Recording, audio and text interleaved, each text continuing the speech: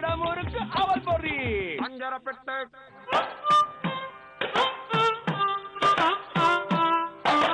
வணக்கம். இன்னைக்கு உப்பு புளி மிளகா நிகழ்ச்சியில இன்னும் ஒரு வித்தியாசமான ரெசிபியோட உங்களை சந்திக்க வந்திருக்கேன். இன்னைக்கு நம்ம பண்ண போற டிஷ்ஷோட பேரு நெல்லிக்காய் பச்சடி. கேட்கவே சுவாரஸ்யமா இருக்குல்ல? சரி, அது செய்யறதுக்கு என்னென்ன தேவையான பொருட்கள்னு பார்க்கலாம். நெல்லிக்காய், தயிர், நல்லெண்ணெய், பச்சரிசி, தேங்காய் துருவல், தக்காளி, சின்ன வெங்காயம், கடுகு, கொத்தமல்லி, கருவேப்பிலை, உப்பு, கடலைப்பருப்பு. நெல்லிக்காய் பச்சடி எப்படி செய்யறதுன்னு பார்க்கலாம். இப்போ நெல்லிக்காவை எடுத்துக்கிட்டு அந்த உள்ள இருக்கிற கொட்டையெல்லாம் எடுத்துட்டு மிக்சியில போட்டு நல்லா கரகரப்பா அரைச்சி வச்சுக்கோங்க. அதுக்கப்புறம் பச்சரிசிய தேங்காய் துருவலோட சேர்த்து அதையும் கொஞ்சம் கரகரப்பா அரைச்சி வச்சுக்கோங்க. இப்போ ஒரு பாத்திரம் எடுத்துக்கோங்க. அதுல தயிர் நம்ம இதுல ஊத்திக்க போறோம்.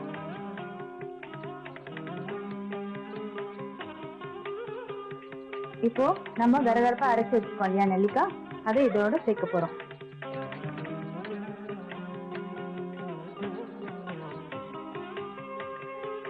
இதோட நமக்கு தேவையான அளவு உப்பு சேர்த்துக்கிறோம்.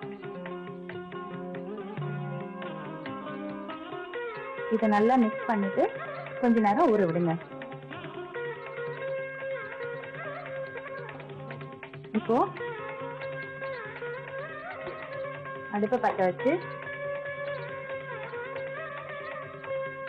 கடாயில நம்ம கொஞ்சம் நல்லெண்ணெய் எடுத்துக்க போறோம். நல்லெண்ணெய் நல்லா சூடானதும் இது நம்ம தாளிக்க போறோம். இந்த தாளிப்பை நம்ம இதோட சேர்த்து மிக்ஸ் பண்ண போறோம். எண்ணெய் காஞ்சிருச்சு.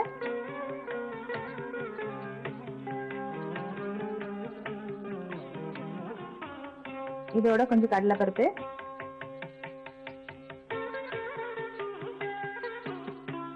கடுகு வெடிச்ச உடனே கொஞ்சம் கருவேப்பிலை கிள்ளி போட்டுக்கோங்க.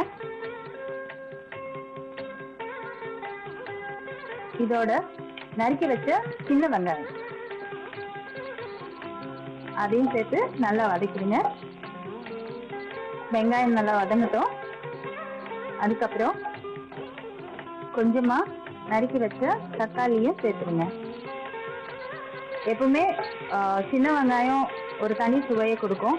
அதுவும் ட்ரெடிஷ்னல் ரெசிபீஸ்க்கெலாம் கண்டிப்பா சின்ன வெங்காயம் தான் ரெக்கமெண்ட் பண்ணுவாங்க.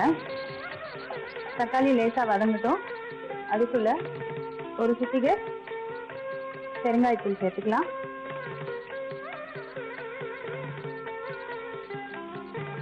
இது லேசா வதங்கினதுக்கு அப்புறம் கொஞ்சம் கொத்தமல்லி எல்லாம் சேர்த்துக்கலாம். இப்போ தாளிப்பு ரெடி. இது ரொம்ப வதங்கணும்னு அவசியம் இல்லை. அடுப்பு ஆஃப் பண்ணிடலாம். இப்போ இந்த தாளிப்பை நாம ஏற்கனவே தக்காளியில ஊற வச்ச இந்த நெல்லிக்காய் துருவலோட இங்க சேர்க்க போறோம்.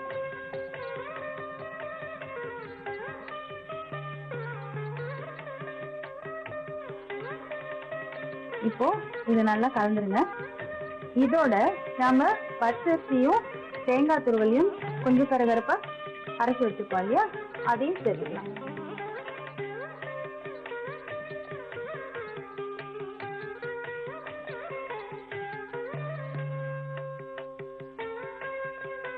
கண்டிப்பா இந்த மாதிரி ஒரு பச்சடிய நீங்க விருந்துக்கு வச்சிருந்தீங்கன்னா கண்டிப்பா எல்லாருமே ஆச்சரியத்தோட பார்த்து ரசிச்சு சாப்பிடுவாங்க. இது ஒரு அருமையான வித்தியாசமான பச்சடி. கண்டிப்பா இது ரைஸ்க்கு கூட நல்லா இருக்கும். சாதத்தோட நல்லா பிசைஞ்சு சாப்பிடலாம். இடமுறுக்கு அவல் பொறி அஞ்சரப்பெட்டு.